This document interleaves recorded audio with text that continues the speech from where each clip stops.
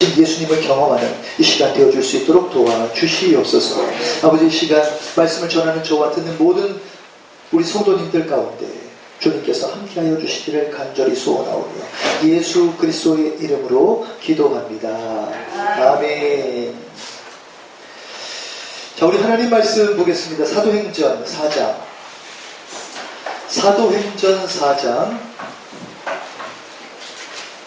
29절부터 3절을 합독하도록 할 것입니다. 사도행전 4장 신약 192면에 있습니다.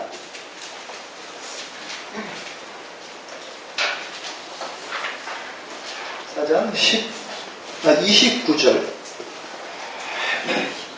자, 다 찾으셨나요? 사도행전 4장 29절부터 31절까지 주님의 음성을 듣는 마음 갖고 합독합니다. 주여, 이제도 그들의 위협함을 굽어보시옵고 또 종들로 하여금 담대히 하나님의 말씀을 전하게 하여 주시옵며 손을 내밀어 병을 낫게 하시옵고 표적과 기사가 거룩한 종 예수의 이름으로 이루어지게 하옵소서 하다가 빌기를 다함에 모인 곳이 진동하더니 우리가 다 성령이 충만하여 담대히 하나님의 말씀을 전하니라. 아멘. 자, 우리 한번 서로 사랑을 나눕시다. 우리 집사님, 또 우리 검사님, 우리 청년 덕분에 삶이 행복합니다. 우리 서로를 바라보면서 덕분에 행복합니다. 우리 집사님 덕분에, 우리 집사님 덕분에 행복합니다. 우리 집사님 덕분에, 우리 권사님 덕분에 행복합니다. 우리 청년 덕분에 행복합니다. 오늘은 사도행전 4장을 중심으로 제가 말씀을 증거하도록 하겠습니다. 이 4장 말씀은 하나의 법정에 대한 내용을 다루고 있어요. 왜 이렇게 법정까지 갔느냐? 베드로와 요한이 성전으로 들어가는 길에 나면서부터 못 걷게 된 사람을 고쳐주었습니다. 그리고 그 이후에 설교를 했더니 여기 여러분 한번 4절을 볼까요? 4장 4절 마지막 그 부분을 보면은 남자의 수가 약 5천이나 되었더라. 5천 명이나 예수님을 믿겠다라고 해가지고 이제 일어나요. 그러니까 얼마나 받기 소동스럽겠어요. 그러는 중에 대제사장들이나 장로들이 보기에는 이거 도대체 누가 이렇게 요동케 하고 이렇게 마을을 소동케 하고 있느냐, 그 자를 잡아들여라, 그렇게 이야기하면서 결국 사도들이 공회 사람들은 대제사장들 한 70명, 장로들 다 합쳐서 한 70명 정도가 모여있는 그 중심에 사도들을 세우고 좀 신문을 하고 있는 장면입니다. 그런데 이제 사람들이 워낙에 이제 많이 믿고 소동하고 있기 때문에 괜히 사도들을 잘못 건드렸다가는 예루살렘, 또 특별히 이스라엘 백성들이 더 소요가 일어날 수 있기 때문에 건드리지 않고 강하게 위협을 하고 다시는 예수 그리스도의 십자가와 부활을 전하지 마라, 그렇게 이야기하고 내보냅니다. 그래서 이제 그들이 다시 한번 그 동료들에게 가서 그 사실을 대제사장과 장로들의 말을 다 알리고 난 다음에 그들이 다 같이 마음을 같이 해서 하나님께 소리를 높여 또 부르짖기신 것. 그랬더니 오늘 본문 우리가 함께 읽었듯이 빌기를 다함에 모인 곳이 진동을 하더니 무리가 다 성령이 충만하여 담대히, 위협을 받았는데도 불구하고 담대히 하나님의 말씀을 계속 전합니다. 결국 나중에 스데반 집사가 사도행전 3장 정도 지나가는 7장에 순교를 당해요. 그리고 사도행전 12장에 야고보가 순교를 당합니다. 이게 지면으로 보니까 그렇지 굉장히 격동스럽고 지금 굉장히 여러 가지로 마치 소요가 막 일어나고, 이 제사장들과 장로들은 이 소요를 또 이 움직임을 어떻게 하면 막을 수 있을까를 논의하면서 빨리 이것을 마무리하기 위해서 사도들, 주동자인 사도들을 굉장히 큰 위협으로, 이게 얼마나 큰 위협이냐면 70명이 사도들을 가운데 두고 거의 뭐 죽이겠다라고 하는 그런 표정으로 그렇게 이야기하니 그냥 하지 마십시오. 뭐 경찰이 뭐 이렇게 시민들에게 하든 그렇게 하는 게 아니라 조금 있으면 죽음까지 다가올 정도니 얼마나 심한 그런 위협이겠습니까? 그런 상황 속에 있는데 오히려 도망가고 해야 되나 말아야 되나 이런 걸 기도해야 되는데 그런 걸 기도하지 않고 위협은 주님께서 돌봐주시고 우리가 담대히 하나님 말씀을 전하게 해주십시오. 이걸 기도해요. 근데 도대체 어떻게 이렇게 이 사도들이 도대체 어떻게 어떤 마음을 가졌기에 이렇게 복음을 증거하는가? 제가 이제 그 부분을 두 가지로 한번 4장 안에서 묵상하면서 여러분들과 함께 나누도록 하겠습니다. 자, 첫 번째부터 한번 보여주시죠.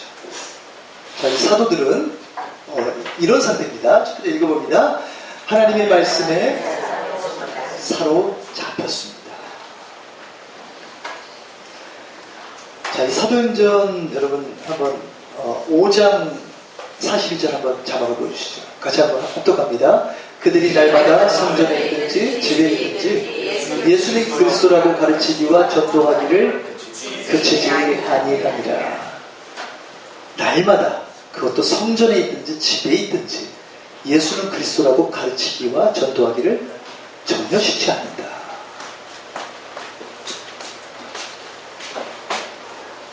자, 좀 약간 초대교회 사람들, 특별히 사도들 보면은 그냥 말씀에 미친 것 같아요. 그냥 말씀만 그냥 계속해서 붙들고 사는 것 같아요. 그 다음 말씀도 보여주시죠. 다시 합독합니다. 하나님의 말씀이 점점 왕성하여 예루살렘에 제자의 수가 더 심히 많아지고 허다한 제사장의 무리도 이 도에 복종하니라. 아멘. 하나님의 말씀이 점점 초대교회에 왕성해집니다. 여러분 그 스테반 집사님이 순교를 당한 이유가 설교하다가 순교당했어요. 그러니까 그 당시에 7 집사를 뽑았는데 그 7 집사들은 대부분 다 성경을 다 어느 정도 능통하는 사람들입니다. 그러니까 사도의 가르침을 받아서 제자로 서기 위해 나아가는 사람들. 그래서 제가 어느 분의 이제 제가 메시지를 들으면서 그분이 그런 말씀을 하시더라고요. 초대교회의 대부분 그 집사들은 사도들에게 성경을 잘 배워서 성경을 창세기부터 요한계시록까지 거의 맥을 다 꿰고 잘 아는 사람이다. 이렇게 이야기해요. 그러면서 그때 그 메시지 전하는 성도들에게 도전하더라고요. 여러분이 지금 직분자라고 한다면 성경을 다 아셔야 됩니다. 성경을 다 여러분들이 어떤 말씀인지 아브라함 때부터 시작해서 다윗도 계속해서 어떻게 흘러가고 있는지 다 아셔야 됩니다. 그것이 바로 직분자들입니다. 이렇게 이제 도전하시더라고요.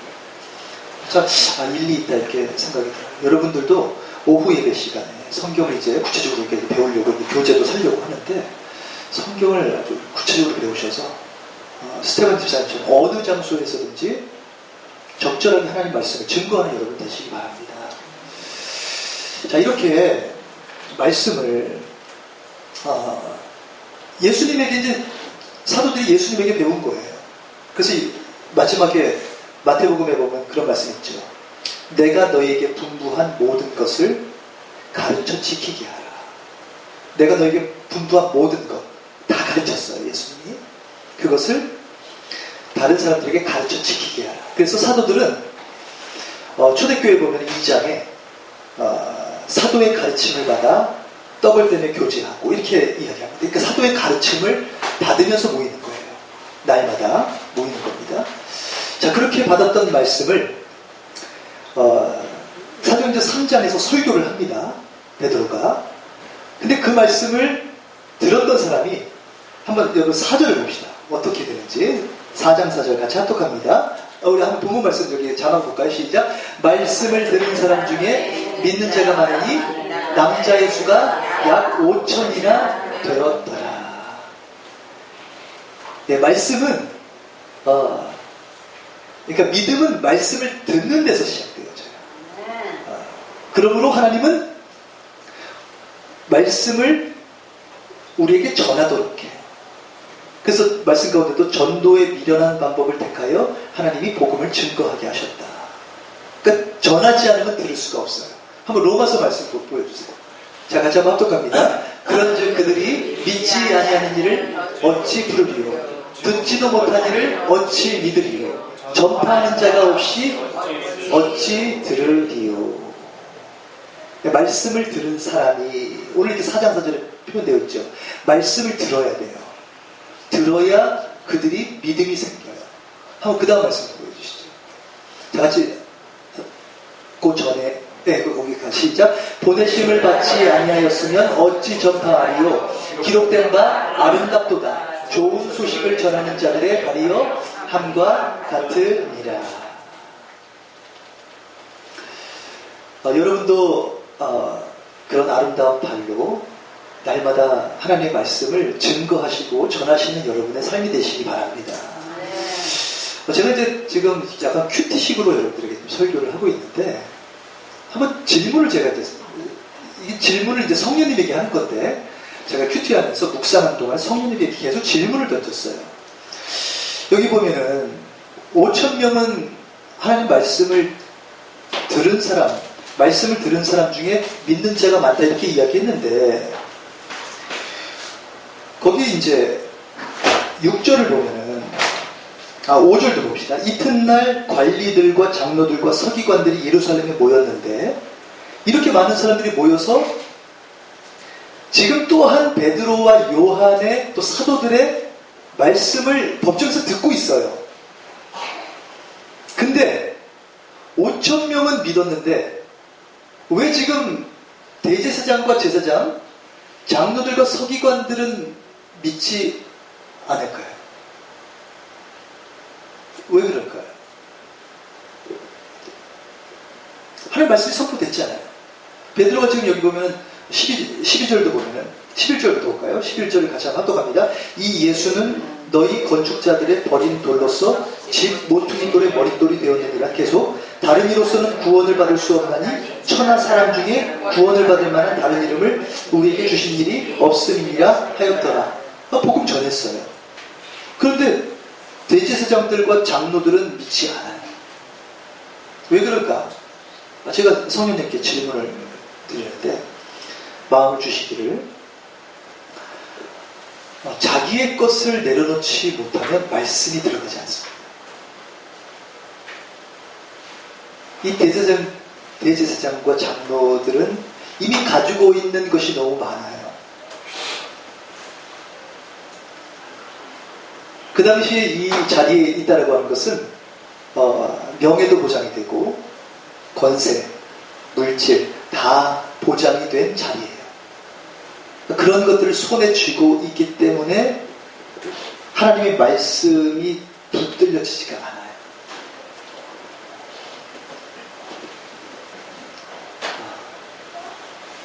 자, 거기에 반해 여러분 베드로와 요한을 볼까요? 다 내려놓은 것을 볼 수가 있는 장면이 여러분 18절, 19절에 있어요. 자, 한번 여러분 같이 한번 18절을 합독합니다. 자막을 한번 볼까요? 시작. 그들을 불러 경고하여 도무지 예수의 이름으로 말하지도 말고 가르치지도 말라 하니. 위협하는 거예요. 이렇게 위협이 있는데도 불구하고 19절 같이 합독합니다. 베드로와 요한이 대답하여 이르되 하나님 앞에서 너희의 말을 듣는 것이 하나님의 말을 듣는 것보다 옳은가 판단하라. 여러분 이게 감정적으로 좀 느낌이 어떠세요? 대제사장의 기분이 어떨 것 같아요? 좀 얼고 기분이 좀 약간 상해도 표정 관리를 하면서 그래? 그래 네. 너희의 목숨까지도 나에게 달려있는데 목숨도 아깝지 않다 이거지. 사실상 베드로와 요한 사도들은 목숨까지 내려놓은 거예요. 가지고 있는 소유도 다 내려놓았을 뿐만 아니라 목숨까지도 다 내려놓았기 때문에 하나님의 말씀이 들어오는 거예요. 다 내려놓아야 돼요. 그래야 하나님의 말씀이 들어옵니다. 이 대부분 다른 사람들의 말도 영향을 받지만 내 자신의 생각이 하나님의 말씀을 받지 못하게 많이 방해돼요. 그러니까 내 생각 때문에 하나님의 말씀이 들어오지 않는 거예요. 그러니까 대제사장들, 장로들, 서기관들, 이미 기득권층에 있었던 이들은 그들이 가지고 있는 것들을 내려놓을 수가 없죠. 너무 안정되고 좋으니까. 그냥 하는 척만 하면은 계속해서 일생 동안 잘 살 수 있으니까. 자, 그런데 이 베드로와 요한은 다 내려놓았죠. 그 말씀 볼까요? 어떻게 내려놓았는지 한번 여러분 3장 3장 이건 자막이 없네요. 3장 6절. 자, 3장 6절을 같이 한번 합독합니다. 베드로가 이르되 은과 금은 내게 없거니와 내게 있는 이것을 내게 주노니 나사렛 예수 그리스도의 이름으로 걸으라, 일어나 걸으라 하고. 거기 보면 베드로는 은과 금은 내게 없다고 이야기해요. 이거는 복음을 받아들이기 위해서는 은과 금하고 예수님하고 둘 중에 선택을 해야 돼요. 근데 대부분 잘못된 신앙생활을 하는 사람들은 예수님을 통해 은과 금을 얻기를 바라고 믿음 생활을 해요. 이건 잘못된 겁니다. 두 가지가 한꺼번에 들어올 수가 없어요. 반드시 한 가지를 선택해야 해요. 그런데 베드로와 요한은 은과 금은 내게 없거니와 내게 있는 것 나사렛 예수 그리스도의 이름으로 명하노니 일어나 걸으라. 이랬기 때문에 능력이 나타나는 거예요. 하나님의 말씀이 역사가 일어나는 거예요. 그래서 실제적으로 40여 세나 된 사람, 여러분 한번 본문 말씀 성경책 볼까요? 22절, 4장 22절. 자, 같이 한번 합독합니다. 이 표적으로 병나은 사람은 40여 세나 되었더라. 이 40여 세나 된 사람을 일으켜요. 무엇으로? 그들이 유일하게 가치 있게 여기는 예수 그리스도의 이름으로 일으켜요.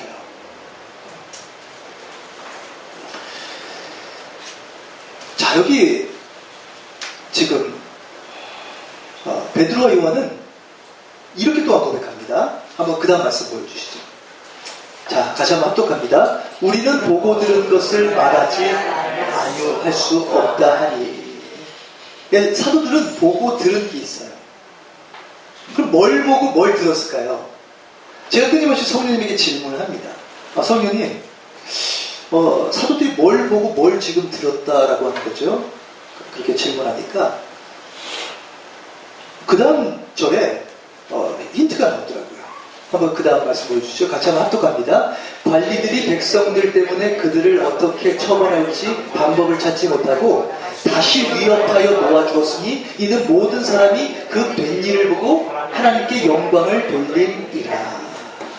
여기 보면 이 모든 사람이 그 된 일을 보고 40여 세나 된 그 병자가 고쳐진 것을 보고 그 다음에 어떻게 했느냐? 하나님께 영광을 돌려요.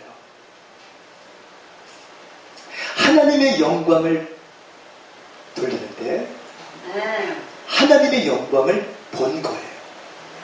베드로와 요한은 예수 그리스도께서 이 땅에 사시면서 예수님 안에 이루어진 하나님의 영광을 보았어요.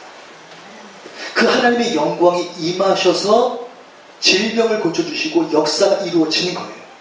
하나님의 영광이 드러나서 그때부터 시작하여 놀라운 역사가 이루어지는 거예요. 그러니까 베드로와 요한은 질병을 고치고 나서도 얼마나 겸손하게 그렇게 나아갔는지 사람들이 베드로가 놀라운 능력이 있네? 이렇게 이야기하지 않고 그 많은 본 사람들이 어떻게 행동했느냐? 하나님께 영광을 돌려요. 여러분, 동일한 사건을 제가 한번 들어드리면, 사도행전 14장에 가보면은 바나바와 바울이 1차 선교 여행을 통해서 거기서도 동일한 사건이 일어납니다. 나면서부터 걷지 못하는 사람을 바울과 바나바가 고쳐요, 거기서. 자, 그런데 거기서 사람들이 어떻게 반응하느냐 한번 보여주시죠. 자, 같이 한번 합독합니다. 루스드라에 발을 쓰지 못하는 한 사람이 앉아있는데 나면서 걷지 못하게 되어 걸어본 적이 없는 자라. 자, 그 다음 말씀 보여주시죠. 자, 같이 한번 합독합니다. 큰 소리로 이르되 내 발로 바로 일어서라 하니 그 사람이 일어나 걷는지라. 이렇게 치유의 역사가 일어났어요. 그랬더니 사람들이, 루스드라에 있는 사람들이 어떻게 반응하느냐, 그 다음 말씀 보여주시죠. 같이 합독합니다. 바나바는 제우스라 하고 바울은 그 중에 말하는 자이므로 헤르메스라 하더라. 사람들이 칭송해요. 야, 바나바는 제우스야, 바울은 말하는 자니까 헤르메스야. 이 두 사람을 위해서 우리가 제사를 드려야 되겠다, 제사를 준비해라, 이렇게 이야기하니까 바나바와 바울이 옷을 찢고 어떻게 반응하느냐, 그 다음 말씀 보여주시죠. 자, 같이 한번 합독합니다. 이르되 여러분이여 어찌하여 이러한 일을 하느냐, 우리도 여러분과 같은 성정을 가진 사람이라 여러분에게 복음을 전하는 것은 이런 헛된 일을 버리고 천지와 바다와 그 가운데 만물을 지으시고 살아계신 하나님께로 돌아오게 함이라 하고 사람들을 말려요. 겸손하게. 그러니까 언제나 모든 역사는 하나님의 영광 가운데 하나님의 영광을 드러내고 하나님을 높이는 일에 그렇게 나아가는 삶을 온전하게 살아가기 시작할 때, 그때 하나님의 역사가 일어나는 거예요. 처음에는 성령님으로 시작하여 자꾸 하나님의 영광이 드러나는데 자꾸만 교만해져요. 사람이 교만해져서 자기를 드러내요. 하나님의 영광이 아니라 자기를 자랑하고 싶은 자꾸 생각이 들어요. 그러면서부터 하나님의 영광이 떠나가게 되어지는 것들을 보게 됩니다. 그러니까 하나님의 말씀, 은혜가 담겨있고 하나님의 영광이 임하는, 하나님의 나라가 어떻게 임하는지를 보여주는 하나님의 말씀을 언제나 바라보고 사모하고 그 말씀만을 선포하는 이 사도들. 그렇기 때문에 어떤 위협에도 두려움에도 하나님의 말씀을 붙들고 하나님의 영광 가운데 머물러 있기 때문에 이겨나갈 수 있다는 거죠. 자, 다음 두 번째 또 보여주시죠. 자, 같이 한번 합독합니다. 성령님께 사로잡혔습니다. 이 사도들이 성령님께 사로잡혔어요. 자, 보세요. 얼마나 이 위협이 강하겠습니까? 자, 그런 가운데에도 한번 그 다음 말씀 보여주시죠. 자, 그 다음 말씀. 자, 그 다음. 그 전에 하고 보겠습니다. 그 전에. 제가 안 따라합니다. 4장 8절 말씀을 봅시다. 4장 8절. 자, 같이 합독합니다. 이에 베드로가 성령이 충만하여 이르되 백성의 관리들과 장로들아. 다른 힘으로 한 게 아니에요. 성령이 충만하여 라고 하는 마음을 가지고 합니다. 어떻게 이렇게 성령이 충만할까? 40여 세나 되는 그 병자를 고칠 때에도 기도하러 가는 길이었거든요. 한번 3장 1절 말씀 읽어주시죠. 자, 같이 합독합니다. 제9시 기도 시간에 베드로와 요한이 성전에 올라갈세. 오늘 본문에도 동료들 앞에 가서 또한 기도하죠. 한번 보여주시죠. 자, 같이 한번 합독합니다. 그들이 듣고 한 마음으로 하나님께 소리를 높여 이르되 대주제여 천지와 바다와 그 가운데 만물을 지으시니시오. 그 다음 시작. 빌기를 다음에 모인 곳이 진동하더니 우리가 다 성령이 충만하여 담대히 하나님의 말씀을 전하니라. 아멘. 성령 충만한 상태가 되어졌을 때 담대함이 생깁니다. 자, 그러므로 기도해야죠. 여기님은 기도하지 않으면 성령님의 충만함을 받을 수가 없어요. 그 성령님의 충만함이 없으면은 자꾸만 다른 생각이 들어요. 이런 생각이 들 수가 있잖아요. 하나님, 제가 복음을 증거하는데 제가 왜 이렇게 감옥에 갇혀야 됩니까? 좀 복을 받아야 되는 거 아닙니까? 그리고 하나님 뭔가 좀 열매를 좀 보여주셔야 되는 거 아닙니까? 도대체 이게 뭡니까? 이렇게 자꾸 생각이 들어올 수 있고, 나쁜 생각, 부정적인 생각이 들어올 수 있어요. 여러분 사업하시다 보면 마찬가지죠. 얼마나 부정적인 생각이 많이 들었습니까? 야, 이거 예수님 믿어도 믿지 않는 사람하고 뭐가 차이가 있지? 그냥 교회에 나가는 예배에 참석하는 것밖에는 뭐 특별한 차이가 없네. 아무런 역사도 없고, 도대체 이게 뭐야? 그러면서 이제 사단이 틈을 타요. 그런데 이런 법정 가운데에서도 사단에게 틈을 안 줍니다. 오히려 이런 생각하고 있을 것 같아요. 마태복음 한번 보여주시죠.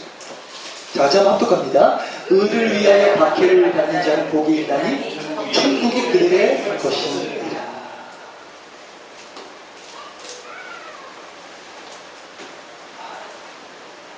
오히려 기쁘다. 예수님도 박해받으시다가 십자가에 달려 돌아가셨는데 나도 그 예수님 그 뒤를 따르는구나. 주님의 길을 내가 걷고 있구나. 기쁘다. 이렇게 이제 생각하는 베드로였지 않나 이렇게 생각이 들어요. 그러니까 성령님이 언제나 충만하시고 역사하시고 임하시고 주님의 영광을 보여주시는 것은 이런 생각을 항상 마음에 품고 있었기 때문입니다. 저는 정신을 차리고 믿음 생활을 하려고 하다 보니까 이제는 진정한 복은 모든 물질보다 모든 환경보다 예수님을 내가 그리스도로 깨달았다라고 하는 것이 복이다라고 하는 걸 느꼈어요. 예수님이 그리스도이심을 내가 알고 있다라고 하는 그 자체가 기적이라고 하는 것을 제가 알았어요. 저는 이게 가장 큰 기적이라고 생각해요. 은과 금은 내게 없지만 나사렛 예수 그리스도 이름을 최고의 가치 되신 그분을 내 안에 모시고 있다라고 하는 이 자체가 가장 놀라운 기적이고 표적이 아닌가 이런 생각이 들어요. 베드로는 그걸 알고 있었어요. 그러므로 아무것도 얻는 것이 없다 할지라도 예수 그리스도 이름을 소유하고 있다라고 하는 그 자체 안에서 언제나 기뻐하고 있었기 때문에 성령님이 강권적으로 역사하시고 기름 부어주시는 거예요. 성령님이 머무시는 거예요. 그 자리에. 하나님의 나라가 임하는 거예요. 불평하고 뭐야 예수님 믿으면 뭐 축복받고 잘되고 뭐 이래 되는 거 아니야? 이렇게 자꾸 생각이 든다든지 왜 이렇게 나는 힘든 일만 오지 고난만 오지 이렇게 생각하면서 사단이 틈을 타는 것이 아니라 그래 나는 최고의 이 세상에서 소유할 수 있는 최고의 예수님의 이름을 가지고 있어 이렇게 생각하고 있는 이 자체가 얼마나 놀라운 축복입니까? 여러분 안에는 그런 마음으로 항상 계시면서 성령님이 여러분 안에 머무시는 여러분의 삶이 복된 삶이 되시기를 주님의 이름으로 축복합니다. 그러니까 성령님이 오셔서 예수 그리스도 안에 머무는 성령님이 오셔서 권능 주시고 날마다 증인된 삶을 살아가도록 인도하시는 거죠. 그러니까 물질 가졌을 때보다 사람들 관계가 좋았을 사람들하고 연결돼서 사람들 의지하는 삶을 살았을 때보다 예수님과 연합되어져 살아가는 이 인생이 얼마나 크고 귀한지를 성령님께서 계속해서 깨닫게 하시는 거예요. 그러니까 오직 성령이 너희에게 임하시면 한번 우리 말씀 보여주시죠. 그 다음 같이 있습니다. 오직 성령이 너희에게 임하시면 너희가 권능을 받고 예루살렘과 온 유대와 사마리아와 땅끝까지 이르러 내 증인이 되리라 하시니라. 그러니까 세상 모든 것들을 소유하는 것보다 예수님을 소유하고 있는 것이 얼마나 기쁜지를 증거하는 삶이 그 성도예요. 저는 이제 말씀을 좀 정리하려고 합니다. 오늘 좀 이제 좀 큐티식으로 한번 좀 이제 설교를 좀 해봤는데, 큐티는 계속해서 성령님에게 질문하는 거예요. 그 성령님에게 말씀을 받고 나아가는 거예요. 여러분 마찬가지로 제가 이제 앞으로 여러분들 좀 큐티를 좀 더 할 수 있도록 제가 먼저 이제 한번 설교 시간을 좀 이렇게 해보고 있는데요. 여러분 큐티하는 동안에 편안하게 성령님과 대화하듯 그렇게 나아가시기 바랍니다. 베드로가 원래 이 법정에서는 이렇게 담대하지만 예수님이 신문당하는 그 법정 속에서는 베드로가 도망갔죠. 철저하게 숨었죠. 예수님 부인하고. 지금 이 4장에서의 법정의 모습과 예수님이 십자가상에서 받으셨던 그 법정 곁에 있었던 모습과는 완전하게 다른 모습이에요. 그러므로 이 베드로는 성령님의 충만함을 받고 지금 살아가는 거예요. 말씀에 사로잡히고 성령님에게 사로잡혀서 지금 살아가는 거예요. 여러분, 이 땅 가운데 많은 것들을 우리를 사로잡을 수 있는데, 진리가 너희를 자유케 하리라 말씀하고 있듯 언제나 성령님에게 사로잡혀야, 또 말씀에게 사로잡혀야 세상 모든 것들로부터 우리가 자유케 되어줄 수 있습니다. 네. 여러분의 삶이 날마다 그런 삶이 되시기를 주님의 이름으로 축복합니다. 네. 우리 한번 창조의 아버지 우리 같이 한번 찬양하면서 하나님, 여러분들이